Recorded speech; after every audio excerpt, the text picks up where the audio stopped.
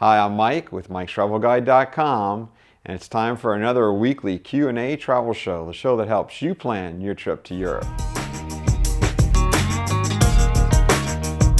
Hi, I've seen your Jordan tour video on YouTube.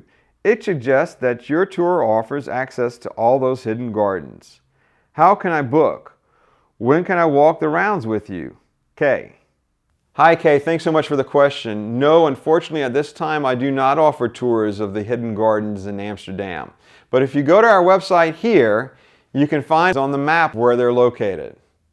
Hi Mike, with an anonymous OV card, do I just go to the train ticket machine in the station and insert the OV to get a ticket? Is it good for the trams, etc.? Is it also good in Delft, The Hague? Or do I have to get separate tickets loaded onto the OV for those cities? Thanks, Henry. Hi, Henry. Thanks so much for the question. What Henry is referring to is an OV chip card. And the OV chip card is a card that you purchase that allows you to ride all of the public transportation systems throughout the Netherlands. And the way it works is you have to purchase the card and then you have to add funds to that card's balance. And when you board one of the public transportation systems, buses or tram, you have to swipe your card. And then when you exit, you have to swipe your card again. And what it will do is it will deduct the fare off your balance. Now, the fare is a lot cheaper than, let's say, buying a point-to-point card. But the problem is you still have to purchase the card. So if you're in Amsterdam, let's say, for 1 or 2 days, it's probably not worth purchasing an OV chip card.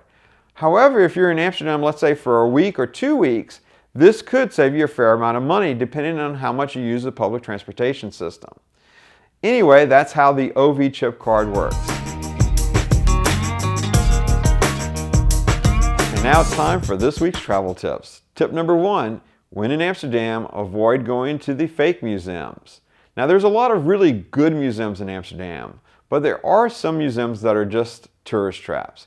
These would be places like the Sex Museum, the Museum of Hash, Marijuana, and Hemp, or the Museum of Torture. These places are just tourist traps.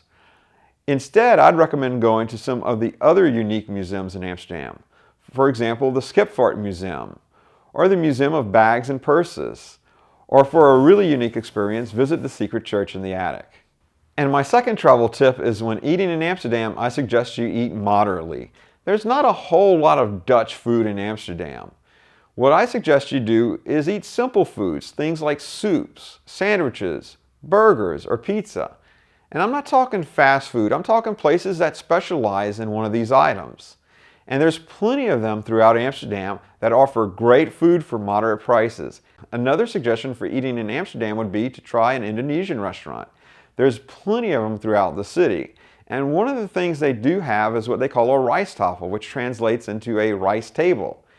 And if you get a rice tafel, you pay one price per person, and you get a variety of dishes that they bring out to your table. Sometimes 6, 7, or even 8 or 9 different little dishes. And it's a great way to try something different when eating in Amsterdam.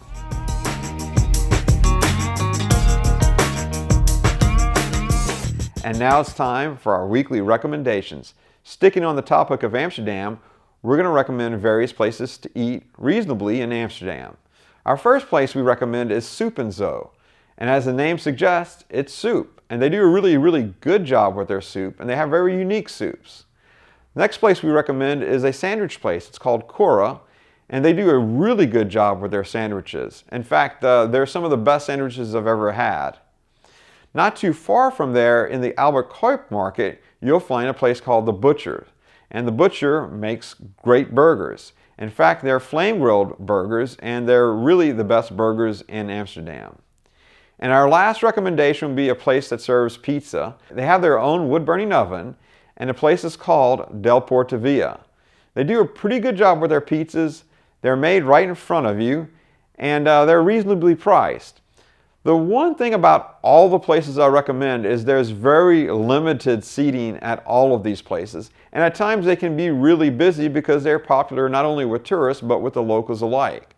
So just be aware of that. But all 4 places offer good food at a fair price. Well, that's it for this week's episode. Thanks so much for watching. And as always, if you have a question about traveling through Europe, you can email me here. And please do me a favor and like this video and subscribe to our YouTube channel.